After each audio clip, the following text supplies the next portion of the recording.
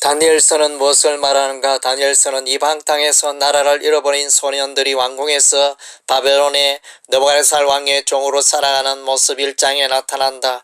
그러나 이들은 세상 나라의 종이었지만 동시에 하나님 나라의 종으로 살며 하나님을 기쁘게 하는 자였다. 그들이 섬기는 하나님은 풀무 가운데서도 그들을 보호하시며 사자굴 속에서도 그들을 보호하신다.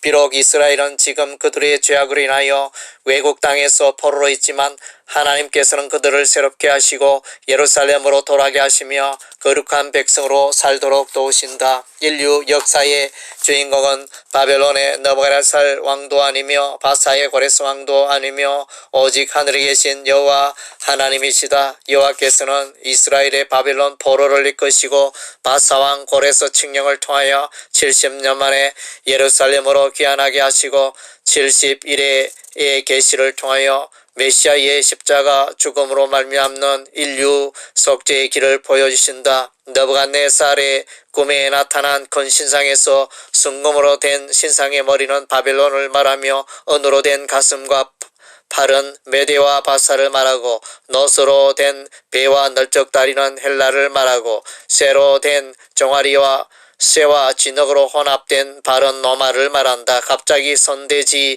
아니한 돌이 나라와 그 신상의 발에 부딪힘에 그 신상은 깨져 바람에 날려 사라지고 우상을 친 돌은 태산을 이루어 온 세계에 가득하였다. 이는 세상 나라가 하나님의 심판으로 무너지나 그리스도로 말미암는 하나님의 나라는 영원하다는 것을 말하고 있다. 느부갓네살의 두 번째 꿈은 땅의 중앙에 한 나무에 관한 것인데 그 나무가 자라서 견고해지고 그 높이는 하늘에 닿았는데 한 거룩한 자가 하늘에서 내려와 그 나무를 베고 그루터기만 남긴다. 그 그루터기는 쇠와 놋줄로 동인 채로 7대를 들풀 가운데 버려진다. 느부갓네살 왕이 바벨론의 도성을 자신이 건설하였다고 말하며 그 교만을 드러내는 순간에 왕위에서 쫓겨나고 7대를 지내다가 왕위를 되찾게 된다. 이는 하나님께서 느부갓네살 왕에게 권세를 주어 바벨론 나라를 다스리게 하였음을 보여주고 있다. 그리고 네 종류의 짐승 환상이 등장하는데 첫째 짐승은 바벨론 나라를 의미하고 둘째 짐승은 메대와 바사 나라를 의미하고 셋째 짐승은 헬라 나라를 의미하며 넷째 짐승은 로마 나라를 의미한다. 이러한 꿈과 환상은 세상 나라의 변천의 과정과 하나님을 대적하는 나라의 모습을 보여주고 있는데 이것을 하나님께서 주관하고 계시는 것이다. 다니엘은 하나님의 은혜를 입어 이것의 정확한 의미를 해석하여 드러내고 있다.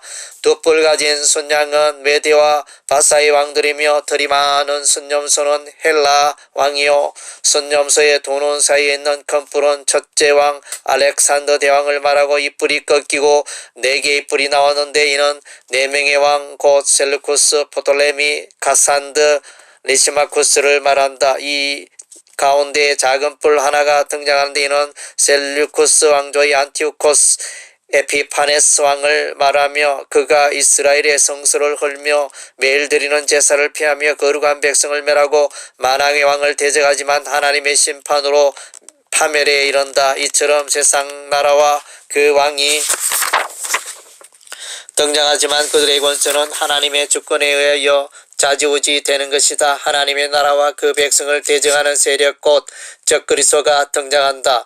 바벨론의 왕 느부갓네살은 예루살렘과 성소를 멸망시키더니 이제 다니엘의 세 친구 사드락과 메삭과 아벳느고를 두라 평지의 금신상에 절하지 아니하였다고 하여 평소보다 7배나 뜨거운 풀무불 속으로 던져버리지만 그들을 하나님께서 보호하셔서 불에 조금도 상하지 아니하고 머리털과 겉옷도 타지 아니하였다. 다니엘이 하루 3번씩 하나님께 기도하는 것에 관하여 왕의 금령을 어겼다 하여 총리들과 고관들이 그를 고발하였고 다리오 왕의 명령으로 사자굴에 던져지지만 하나님께서 그의 천사를 보내어 사자들의 입을 봉하심으로 그의 몸이 조금도 상하지 아니하였다. 네 짐승의 환상에서 넷째 짐승의 10뿔 가운데 또 작은 뿔이 등장하여 성도들과 싸워 이기며 하나님을 말로 대적하며 때와 법을 고치고자 하였으나 하나님의 심판으로 멸망에 이른다. 순양과 순염소의 환상에서 작은 뿔은 매일 드리는 제사 제사를 폐지하며 그 성소를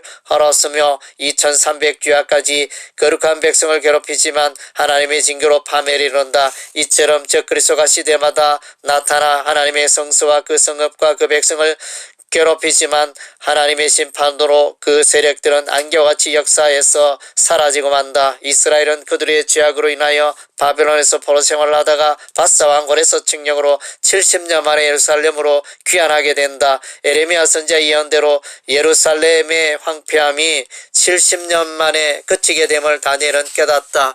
이에 다니엘은 이스라엘의 죄악을 회개하고 예루살렘과 그 성소의 회복을 위하여 간절히 기도하였더니 하나님께서 70일의 완상을 보이셨는데 이는 메시아가 십자가의 속죄 사건으로 인하여 허물이 거치며 죄가 끝나며 죄악이 용서되며 영원한 의가 들어가며 환상과 예언이 응하게 되는 것이었다. 바벨론의 70년은 고난과 연단의 세월이었다면 70일의 완상은 이스라엘에게 소망과 위로의 메시지였다. 다니엘서는 메시아의 십자가 속죄의 사건에 이어 영생과 부활에 관하여 말하고 있다. 다니엘의 세 친구가 풀무불에서 조금도 상하지 않고 나온 사건은 부활의 예표이다. 그들을 결박하여 풀무불에 던졌던 군대의 용사는 불에 타 죽었으나 그들은 죽지 않고 살았다. 다니엘이 사자굴에서 조금도 상하지 아니한 사건 역시 부활의 예표의 사건이다. 그를 참수한 자들은 사자의 밥이 되었으나 다니엘은 죽지 않고 살았다. 12장에서는 부활과 영생을 말하고 있다. 땅의 티끌 가운데서 자는 자 중에 많이 깨어 영생을 얻는 자도 있겠고 수욕을 받아서 무궁히 부끄러움을 입을 자도 있을 것이며 적그리스도로 말미암아 외국 땅에서 핍박당하는 거룩한 백성을 하나님께서 보호하시며 은혜를 베푸시며 죄악의 짐을 벗겨주시며 영생의 소망을 주신다. 적그리스도가 거룩한 백성을 괴롭히며 그 성소를 헐며 그 법을 폐하지만 하나님의 심판으로 멸망당하기 때문에 성도들은 그들을 두려워할 필요가 없다. 예적부터 항상 계신 이와 인자 같은 이 곧 메시아께서 그 나라를 성도들에게 주시는 것이다.